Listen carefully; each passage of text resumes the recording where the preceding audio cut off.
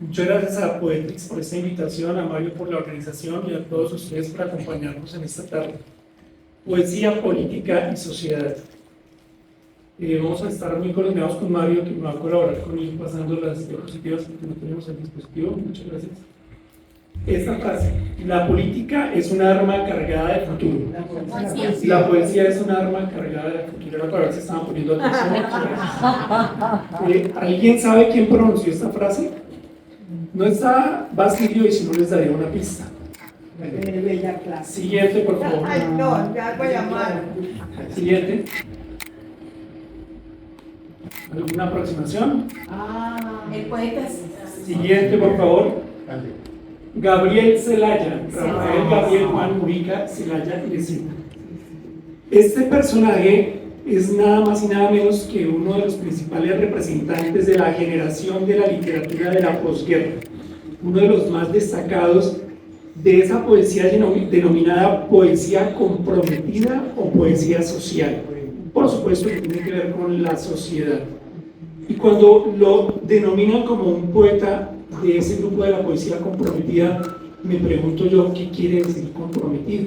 Siguiente. Y entonces miramos en el diccionario de la Real Academia Española de la Lengua y solo tiene una acepción. Siguiente. Que implica riesgo, dificultad o peligro. Y por supuesto, todo lo que tiene que ver con la sociedad, todo lo que tiene que ver con lo social, implica un riesgo, un peligro. Y quizás es el riesgo que tenemos que asumir en algún momento de nuestras vidas, porque la vida misma es un riesgo. Siguiente, por favor. Y esta otra frase, ¿alguien se atreve? Si hubiera más políticos, adelante. De poesía. Y más poetas que entendieran de política, el mundo sería un lugar un poco mejor. Bueno, ya les soplaron quién pronunció esa frase. Y entonces busco en el diccionario qué quiere decir política. Siguiente. Tenemos 12 acepciones, de las cuales yo rescato la 9ª acepción o significado. Siguiente. Es una actividad del ciudadano cuando interviene en los asuntos públicos con su opinión, con su voto o de cualquier otro modo. Y si todos somos ciudadanos de un país o de una ciudad, todos tenemos que de un modo u otro intervenir en política. Entonces está de una u otra forma ligada la política con la sociedad. Siguiente, por favor. Yo creo, o vengo promulgando desde hace un par de años, que cada uno de nosotros es poesía, que los seres humanos somos poesía. Y está muy bien cuando yo escribo de la belleza de la rosa, o cuando yo declamo pensando en los hermosos atardeceres, y por supuesto cuando me inspiro en el amor. Pero yo no puedo quedarme en eso. Yo, por lo menos yo, no puedo quedarme ahí cuando considero que en mi sociedad o que la política de mi sociedad no va bien. Y entonces creo que en esas acepciones de la palabra poesía faltan todavía significados. Pero esto de que los poetas o quien escribe se metan con la política o la sociedad no es nuevo. Siguiente. Siguiente. Esto viene sucediendo desde la misma historia de la humanidad, desde los mismos comienzos. Siguiente. Perdón, hasta allá atrás.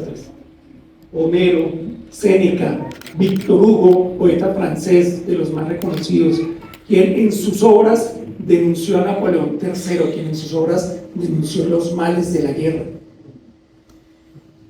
Siguiente. Y vamos acercándonos geográficamente y temporalmente. Pablo Neruda, quien vivió en España durante la Guerra Civil Española, y en el año de 1937 publica su poemario España en el corazón. Y en un fragmento de su poema explico algunas cosas, nos dice: y una mañana todo estaba ardiendo, y una mañana las hogueras salían de la tierra devorando seres, y desde entonces fuego, pólvora desde entonces, y desde entonces sangre.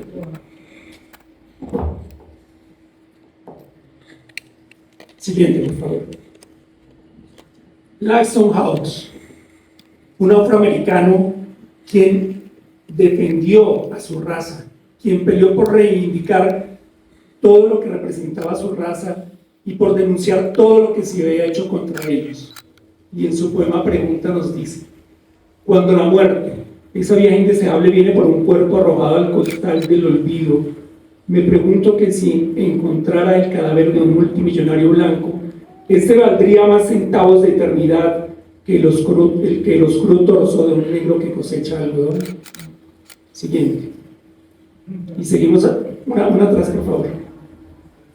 Y seguimos acercándonos. Gabriela Mistral, una gran poeta o poetisa, Lucila Godoy Alcayaga, quien desde joven defendió a los desválidos, a los pobres, quien siempre luchó por la igualdad de la mujer, quien siempre luchó por la igualdad de la sociedad.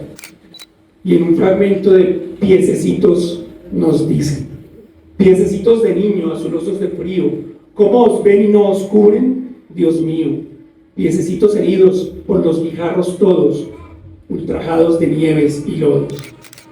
Siguiente. No, vamos rápido, Mario. Eso, atrás. Bueno, ya saben quién es Mario Benedetti, y el mismo nombre de este poeta es un poema. ¿Alguien sabe el nombre completo de él? No. Yo tampoco lo sabía, se lo voy a leer. Mario Orlando Hardy Hamlet Breno Benedetti Farrugia. Mario Orlando Hardy Hamlet Breno Benedetti Farrugia. Y es una persona que sufrió las dictaduras del Cono Sur, y es una persona que sufrió el exilio. Siguiente. Fragmento de hombre que mira a su país desde el exilio. País verde y herido, comarquita de veras, patria pobre. País ronco y vacío, tumba muchacha, sangre sobre sangre. País lejos y cerca, ocasión del verdugo, los mejores al seco. Seguimos acercándonos y llegamos a nuestros tiempos actuales. Rafid Siadah, creo que todos ustedes la conocen. Una poetisa palestina nacida en Líbano, quien ha sufrido los horrores de la guerra, intento de violación, maltrato físico por parte de los soldados. Y nos dice en un fragmento de Tonalidades de la ira: permíteme que hable en mi lengua árabe antes de que también ocupen mi lengua. Permíteme que hable en mi lengua materna antes de que también colonicen su memoria. Soy una mujer árabe de color y venimos de todas las tonalidades de la ira. Todo lo que mi abuelo quería era despertarse al alba y ver a mi abuela rezar de rodillas en una aldea escondida entre Jaffa y Haifa.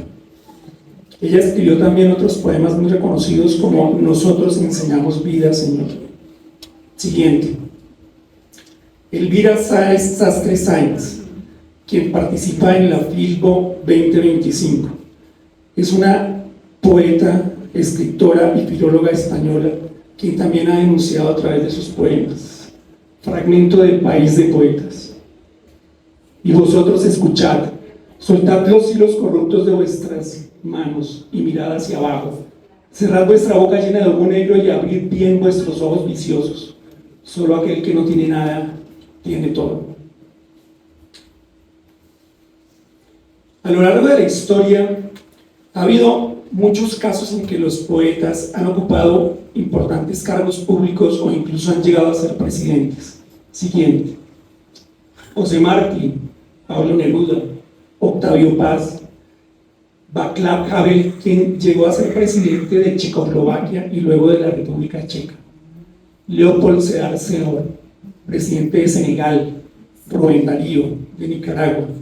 Y la poesía de los poetas son tan importantes que, para citar solo un país, muchos de los presidentes en sus posesiones han invitado a los poetas para que formen parte de ese momento, de la posesión, de ese momento tan importante. Siguiente.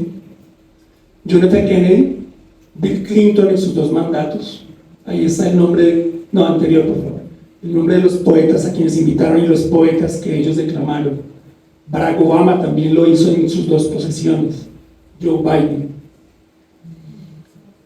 Y a lo largo de la historia también ha ocurrido que muchos poetas han participado, anterior por favor, han participado en poesía, en actos políticos, que han sido líderes políticos en Colombia. Siguiente. No, esta, la anterior. Siguiente. Jorge Isaac, congresista. Rafael Núñez, presidente. José Fulgen Silva, diplomático. Eduardo Carranza, agregado cultural. Álvaro Mutis, diplomático. Germán Arciniega, senador y ministro. Belisario Betancur, poeta. Solo por mencionar algunos, porque es una infinidad. La poesía nos recuerda que la política no solo se trata de leyes y gobiernos, sino también de humanidad, de emociones, de denunciar los atropellos. Siguiente. ¿Me hace favor, María? Le sube el volumen a tope.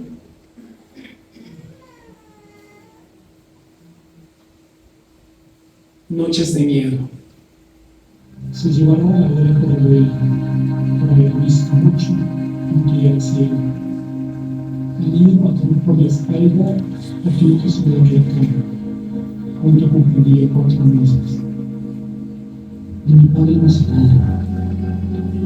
Estaba entre las cabezas de otros muertos. Ni siquiera sus cenizas regresaron.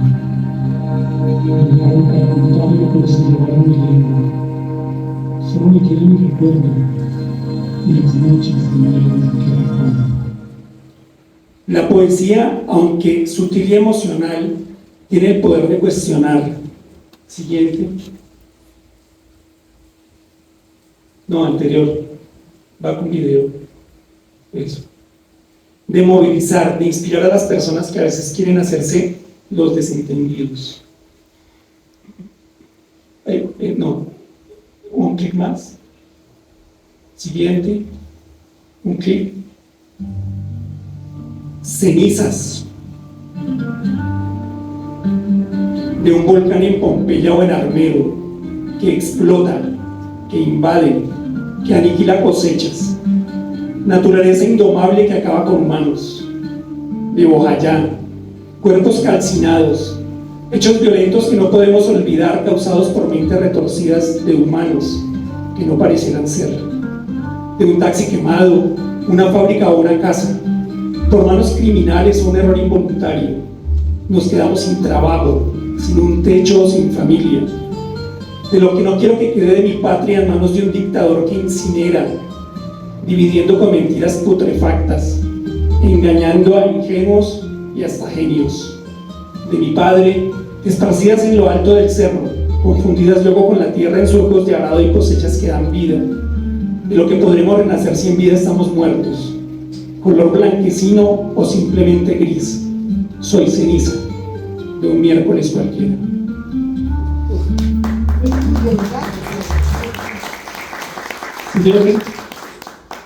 Yo creo entonces que... Dilo que es tuyo. Sí, es mío. Por eso dilo. Pues estaba en la introducción, pero sí, es mío, muchas gracias. Yo creo que la poesía debe seguir siendo una herramienta para cuestionar cuando las cosas no van bien, para incentivar a las personas a abrir los ojos cuando no quieren verlo, para generar un cambio político y social cada vez que sea necesario. Los poetas tenemos que alzar la voz en cualquier momento de la historia y decir con lo que no estamos de acuerdo, o por lo menos opinar, diciendo cómo podríamos estar mejor.